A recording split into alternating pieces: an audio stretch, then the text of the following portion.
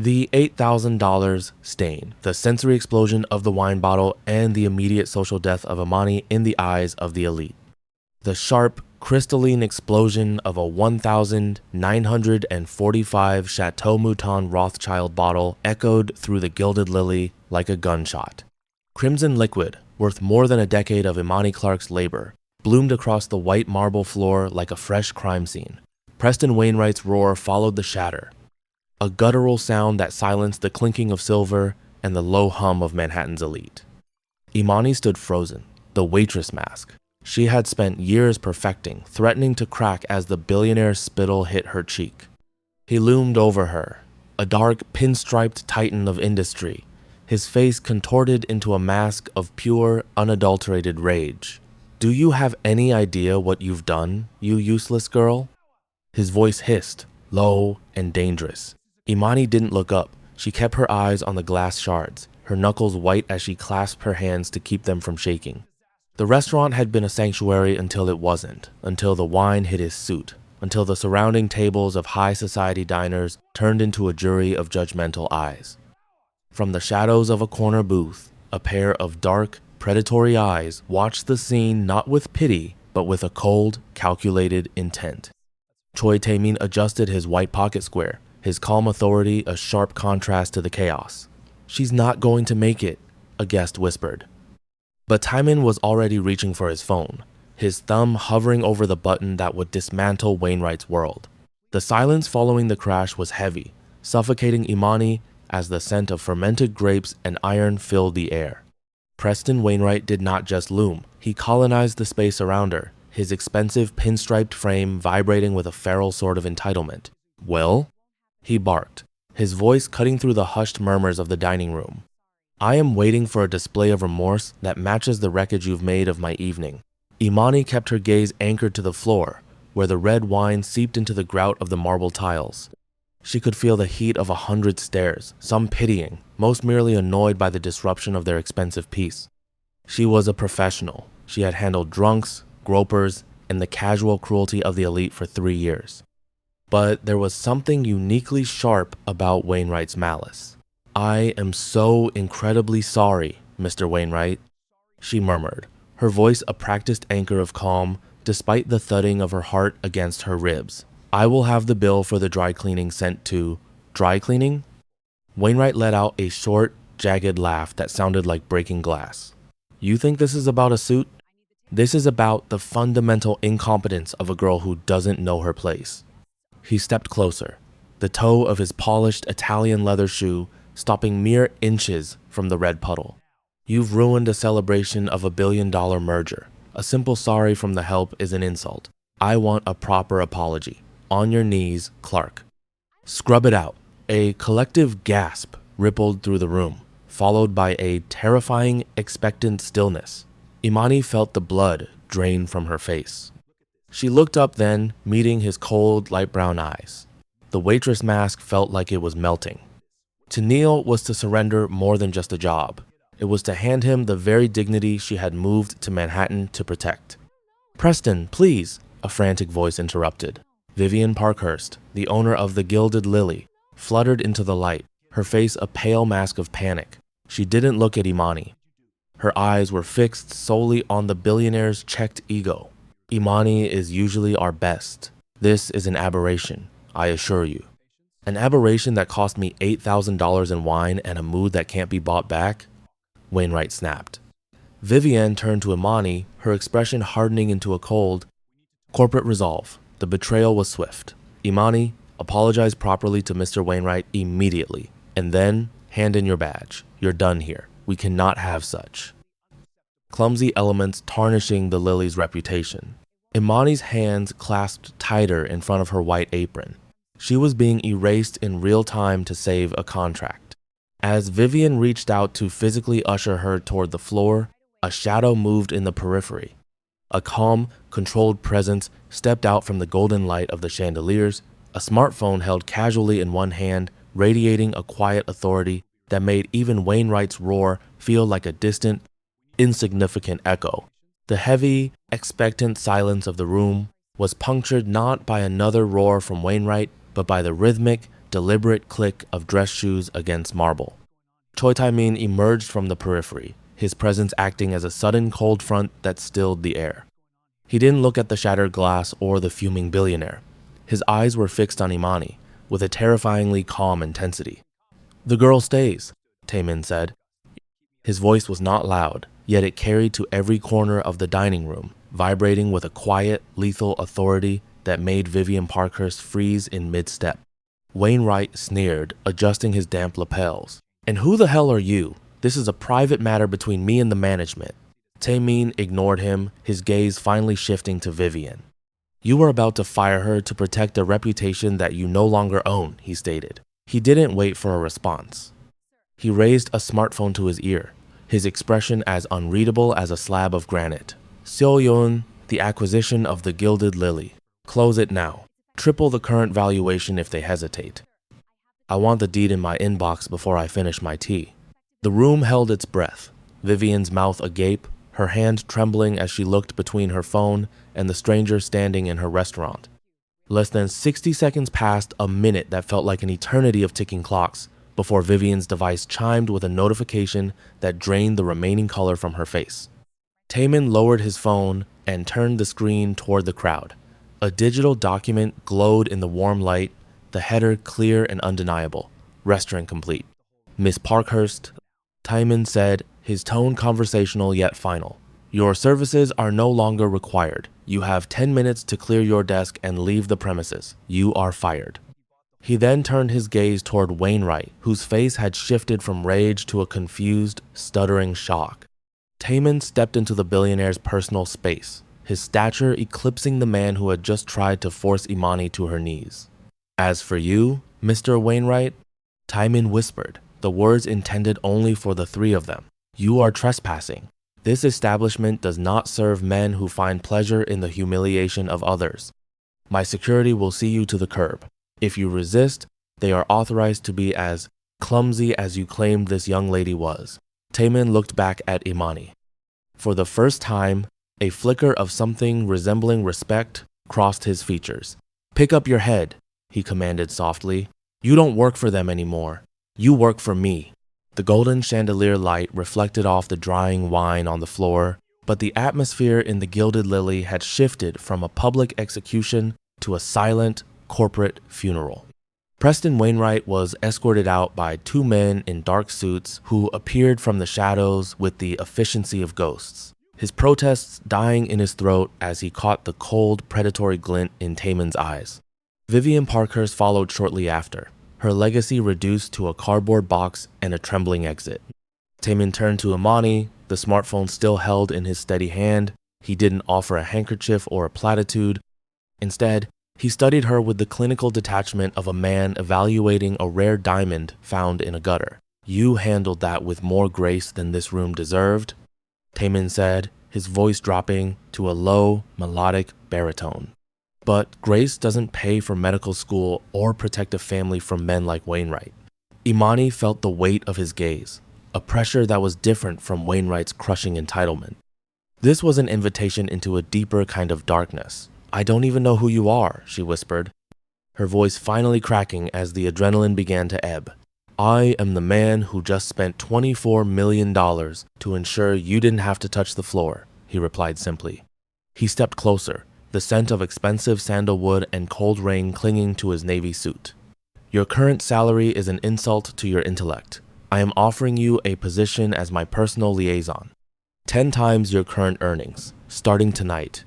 You will handle my local acquisitions, my schedules, and the people who think they can talk to me the way that man talked to you." Imani blinked, the numbers spinning in her head. It was more than enough to cover her brother's entire residency and then some. It was freedom. But as she looked at the clean, sharp lines of Taemin's face, she saw the ghost Arturo had whispered about. This wasn't a job offer, it was a recruitment. "And what's the catch?" she asked, her nursing-trained instincts searching for the hidden wound in the deal. Taemin's lips curved into the ghost of a smile, one that didn't reach his serious, obsidian eyes. "The catch is the world you will have to live in. It is a world of blood and business, Imani. My enemies do not distinguish between my associates and my heart. If you take this, You leave the light of this restaurant behind. You become part of the Shadow Clan's ledger. He held out his hand, palm up, waiting. The broken glass at her feet glittered like a warning. Behind her lay the life of an invisible servant. Before her lay a golden cage, forged by a man who bought empires before dessert. Imani looked at his hand, then at the door where Wainwright had vanished, and realized that in Manhattan, you were either the prey or you belonged to the predator. Slowly, she reached out and placed her hand in his. Taemin's grip was like iron, wrapped in silk, unyielding and terrifyingly warm. "Good," he murmured. "Let's go home." The heavy oak doors of the dining room had barely clicked shut behind Taemin when Arturo Salazar emerged from the kitchen, his white chef's coat stained with the sweat of a frantic dinner service and the ghosts of 1,000 secrets. He found Imani standing by the service station, her hand still tingling from the heat of the boss's grip. The restaurant was unnervingly quiet, the remaining staff moving like shadows as they scrubbed the crimson evidence of Wainwright's tantrum from the floor.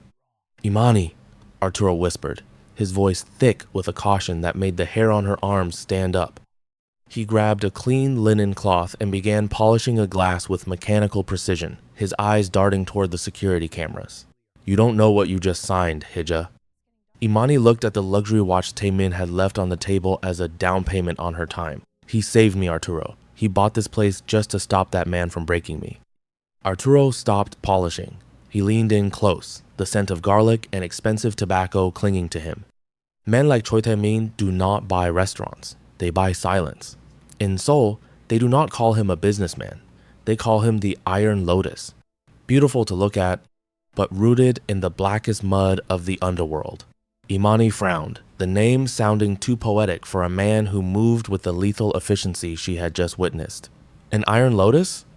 Because he is unbreakable and because he blooms in the middle of a bloodbath, Arturo hissed. 10 years ago, when the Namgu district was a war zone, it was Taemin who ended it. They say he walked into a meeting of 5 rival clan heads with nothing but a fountain pen. He walked out alone. By morning, the streets were quiet, and the harbor was full of the men who had disagreed with him. Arturo's hands shook slightly as he set the glass down. "He didn't buy this restaurant for you, Imani. He bought it because the Gilded Lily sits on a strategic line of Manhattan real estate his family has wanted for decades. You are just a convenient piece of the narrative, a way for him to look like a hero while he plants his flag in Wainwright's territory. To him, you are a liaison. To the rest of the 5 boroughs, you are a target. If you enter that golden cage, you aren't just a nurse or a waitress anymore. You are the Iron Lotus's shadow. And shadows are the first things to disappear when the lights go out." Imani looked toward the darkened windows of the penthouse across the street, where she knew Taemin was likely watching. The check in her pocket felt heavy, like a lead weight pulling her toward an abyss she wasn't sure she could survive. The victory over the restaurant's deed felt hollow less than 48 hours later when the city's machinery began to grind against Imani's new life. It started with a fleet of black sedans idling outside the Gilded Lily, not belonging to the Mafia, but to the Department of Health and the State Liquor Authority. Preston Wainwright had not retreated into the night. He had simply retreated to his boardroom to weaponize his Rolodex.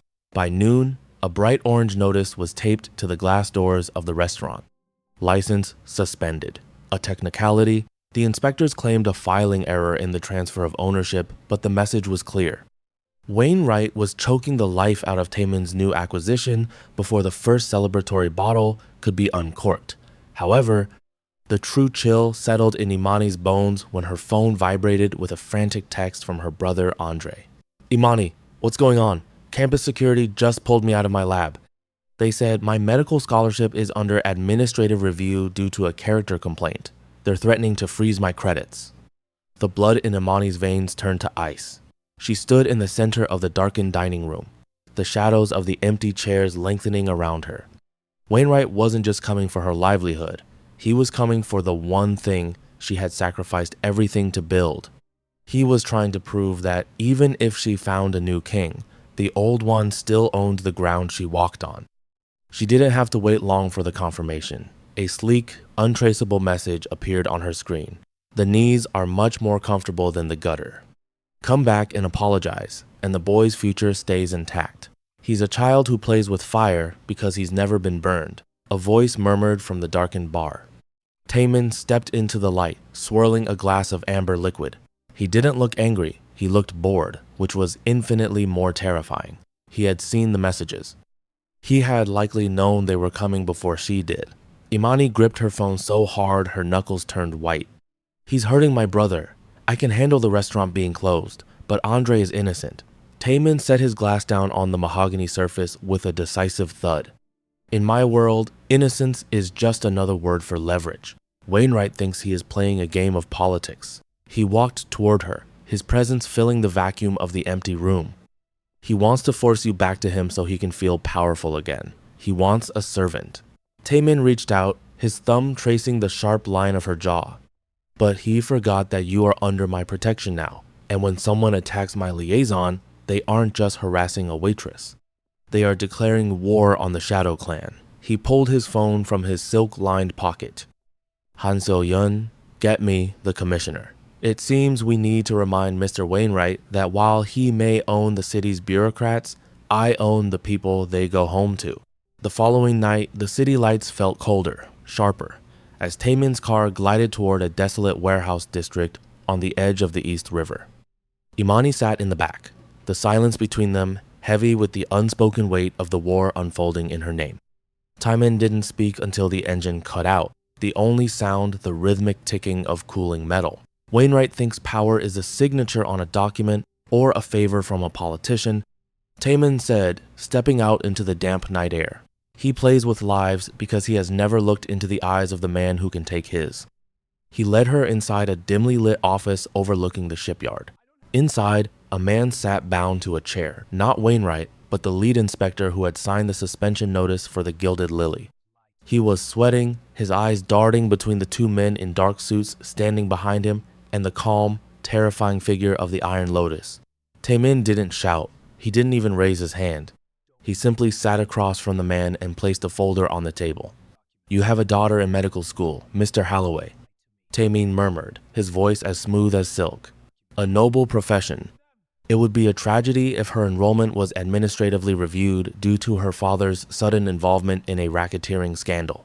The inspector's voice broke as he began to plead, confessing that Wainwright had promised him a board seat in exchange for the harassment. Imani watched from the shadows, her stomach twisting. This was the mirror image of the cruelty she had faced, but executed with a precision that felt surgical. Is this how it's done? Imani whispered as they stepped back out into the moonlight. Trading one threat for another? Taemin stopped, turning to face her. The moon caught the silver glint in his eyes, revealing the ghost Arturo had feared. Wainwright is a bully who uses the system to hide his cowardice. I am a predator who uses the system to expose it. You asked for my protection, Imani. This is what it looks like. He handed her a phone. On the screen was a draft email from the university board, fully restoring her brother's scholarship and issuing a formal apology. One word from me, and your brother is safe. But it requires the inspector to lose everything. Imani looked at the phone, then at the man who had become her shield. She realized then that the golden cage wasn't just about wealth, it was about the blood that paid for it. To save Andre, she had to accept the violence of Taemin's world. She had to decide if she could live with the Iron Lotus blooming in the dark, or if she would rather drown in the gutter Wainwright had dug for her. Slowly, she tapped the screen. The choice was made. The lesson was learned. Power wasn't just about being right. It was about being the most dangerous person in the room. The following evening, the Metropolitan Museum of Art was transformed into a glittering fortress for the annual Winter Gala. Imani stood at the top of the grand staircase, her reflection in the gilded mirrors unrecognizable. She wore a gown of midnight silk that shimmered like oil on water, a gift from Taemin that felt less like clothing and more like armor. Beside her, Taemin was the picture of lethal elegance, his presence commandingly silent as he scanned the room with the eyes of a general. The air in the great hall was thick with the scent of lilies and expensive perfume, but to Imani, it smelled like an ambush. Preston Wainwright was already there, standing at the center of a circle of sycophants. When his eyes met hers, the smugness she expected was absent, replaced by a raw, jagged desperation. He had lost his leverage over her brother, and his influence at the restaurant had been severed. All he had left was the violence of a cornered animal. Wainwright broke away from his group and intercepted them near the fountain. "You think you've won because you bought a few bureaucrats, Choi?" he hissed, his voice trembling with a manic edge.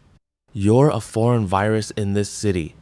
You don't understand how deep my roots go." Taemin didn't stop walking, forcing Wainwright to stumble back or be trampled. "Roots can be pulled, Preston, or they can be salted until nothing ever grows again," Taemin replied, his voice a low, terrifying hum.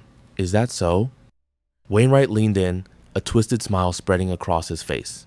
"Then let's see how your Iron Lotuses handles a real winter." A sudden, prickly sensation crawled up Imani's neck. It wasn't the cold draft from the doors or the weight of the jewelry. It was a feeling of being watched, not by the socialites, but by something distant and cold. She looked down at her chest, and her heart nearly stopped. A small, dancing bead of crimson light was resting against the midnight silk of her dress, right over her heart. The laser sight wavered, then steadied. "Taemin," she whispered, her voice paralyzed. In a single, blurred motion, Taemin's hand was on her waist, pulling her flush against his chest as he pivoted, using his own body as a shield. The calm mask he had worn for days shattered, revealing the predatory ghost beneath. Across the hall, hidden behind the marble columns of the balcony, a silhouette shifted. "Stay behind me," Taemin commanded, his voice vibrating with a dark, protective fury. The gala's orchestra continued to play, oblivious to the fact that the stakes had just moved from bank accounts to blood. The red dot drifted from Imani's silk gown to the center of Taemin's forehead. Wainwright didn't flinch. He simply watched with the wide, hollow eyes of a man who had decided that if he couldn't own the beauty of the world, he would watch it burn. The chaos of the gala subsided into a tense, armored silence as the black sedan sped away from the museum, cutting through the neon-soaked streets of Manhattan. Inside the vehicle, the air was thick with the scent of ozone and the metallic tang of adrenaline. Taemin sat beside Imani, his hands steady as he checked his firearm, but his eyes remained fixed on the passing skyline. Opposite them sat Han Seol-yin, the Shadow Clan's lead counsel, her face a mask of cold, bureaucratic indifference as she adjusted her glasses. "Wainwright's sniper was a clumsy desperation play," Seol-yin began, her voice cutting through the hum of the engine like a scalpel. "But he has inadvertently accelerated a timeline we were hoping to manage more delicately." Imani looked from the lawyer to Taemin, the midnight silk of her dress still bearing the phantom weight of the red laser dot. "What timeline? You said the restaurant was mine to manage. You said it was about protection." Seol-yin opened a leather-bound folio, ignoring the emotional tremor in Imani's voice. "The purchase of the Gilded Lily was never merely about a waitress's dignity, Imani. It was a strategic acquisition of a neutral zone. In the underworld, the Lily sits on a literal and figurative border between the Shadow Clan and the Triad interests in Lower Manhattan." She slid a document across the seat. "It wasn't a deed of gift, but a complex liability waiver. By installing you as the public face and legal liaison, Taemin has effectively made you the gatekeeper. Under the New York statutes we manipulated for the purchase, you are the person of record for every transaction, every guest, and every secret that passes through those doors." Imani felt the car grow smaller. "So I'm a shield. For him. More than a shield," Seol-yin countered. "You are a legal target. Taemin's enemies cannot touch him directly without starting a war that would burn the city down. But you? You are a civilian executive. To the Triads and the rival factions in Seoul, taking you down isn't just an attack on a woman, it's the legal seizure of the Shadow Clan's most valuable Manhattan asset." Taemin's jaw tightened, his gaze finally breaking from the window to meet Imani's. "I didn't choose you because you were a victim, Imani. I chose you because you were the only one who didn't blink. But Seol-yin is right. The deed has a price. You are no longer just a nurse who got lucky. You are the living signature on a declaration of war." Imani looked down at the documents. The ink seemed to shimmer like the wine on the restaurant floor. She had traded a billionaire's boot for a mafia's throne, only to realize the throne was built on a minefield. The price of her brother's safety wasn't just her silence, it was her soul. now inextricably bound to the Iron Lotus's bloody ledger. The scent of lilies was gone, replaced by the sharp, sterile tang of industrial cleaner and the lingering ghost of gunpowder. The gilded lily had been rebuilt in record time, the shattered marble replaced with a darker, more resilient stone that didn't show the stains of the past. Imani stood in the center of the silent dining room, her reflection in the new floor-to-ceiling mirrors looking sharper, colder, and entirely unfamiliar. She was no longer wearing the white apron of a servant. She wore a suit of charcoal wool that fit her like a second skin. The violent purge had been swift. In the weeks following the gala, the streets had whispered of accidents involving Wainwright's associates and the quiet disappearance of the Triad's most aggressive lieutenants. Taemin had kept his word. He had salted the earth until nothing of her old life remained. Preston Wainwright was a broken man, his assets frozen and his reputation dissolved in a series of leaked scandals that had left him a pariah. But as Imani looked at the heavy, gold-embossed ledger on the mattress stand, she knew the Iron Lotus had not acted out of charity. The doors opened, and Taemin stepped in. He didn't come as a guest, but as a king inspecting his territory. He walked to the bar, pouring 2 glasses of amber liquid without asking. He slid one toward her across the mahogany surface. "The liquor license was restored an hour ago," he said, his voice a calm, low vibration in the empty room. "The university called. Your brother has been fast-tracked for a surgical fellowship. The world is exactly as you wanted it to be, Imani." Imani took the glass, her fingers steady as she felt the cool weight of the crystal. She looked around the room. The sanctuary she had once served in was now a fortress, she commanded. She had the dignity she had fought for, and her brother was safe. But when she looked into Taemin's eyes, she saw the reflection of the girl who had watched a man plead for his life in a warehouse. "Is it?" she asked softly. "Or is this just the beginning of the debt?" Taemin's lips curved into that enigmatic, dangerous smile. He reached across the bar, his hand covering hers. The warmth was comforting, yet it felt like the weight of a golden chain. In this city, everyone belongs to someone. At least now, you belong to the side that wins. Imani turned to the window, watching the rain hammer against the Manhattan skyline. She had survived the Billionaire and the bullets, but she was no longer the girl who had spilled wine on a pinstripe suit. She was the gatekeeper of the Shadow Clan, a queen in a kingdom of blood and business. She took a sip of the drink, the burn of the alcohol matching the fire in her chest.